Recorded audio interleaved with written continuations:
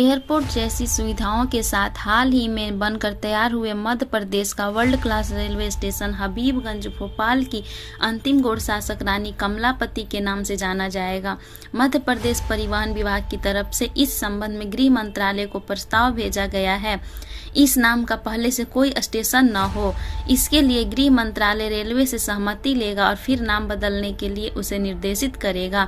Habibganj station का नाम रानी कमलापति के नाम पर रखने का फैसला उनकी वीरता और पराक्रम को देखते हुए लिया गया है।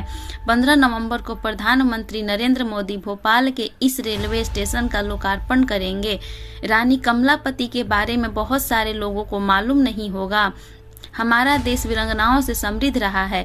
इन्हीं वीरांगनाओं में से एक रानी कमलापति भी हैं।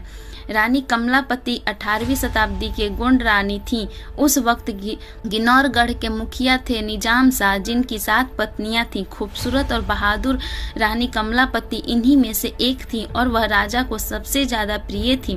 उस दौरान बाड़ी पर निजाम शाह के भतीजे आलम शाह का शासन था। आलम की नज़र निजाम शाह की दौलत और संपत्ति पर था। कमलापति को खूबसूरती से प्रभावित होकर उसने रानी से प्रेम का इजहार भी किया था, लेकिन रानी ने उसे ठुकरा दिया। अपने चाचा निजाम शाह की हत्या के लिए भतीजा आलम शाह लगातार षड्यंत्र रचता रहा।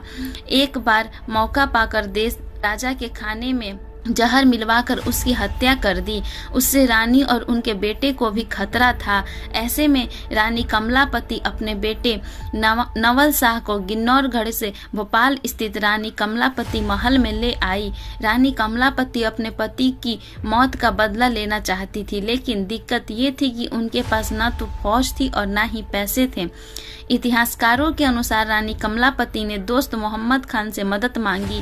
वह मदद को तैयार तो हो गया, लेकिन इसके एवज में उसने रानी से 1 लाख रुपए की मांग कर दी। रानी कमलापति को बदला लेना था, सो पैसे न रहते हुए भी उन्होंने हामी भर दी।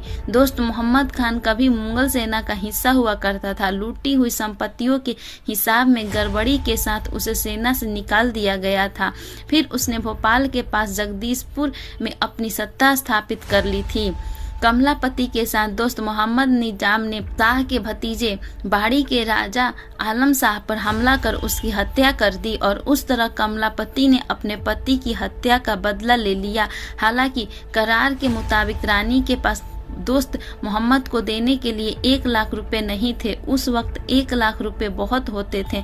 ऐसे में रानी ने भोपाल का एक हिस्सा उसे दे दिया, लेकिन रानी कमलापति के बेटे नवल शाह को यह रास नहीं आया। ऐसे में नवल शाह और दोस्त मोहम्मद के बीच लड़ाई हो गई। बताया जाता है कि दोस्त मोहम्मद ने नवल शाह को धोखे से जहर देकर मार दिया।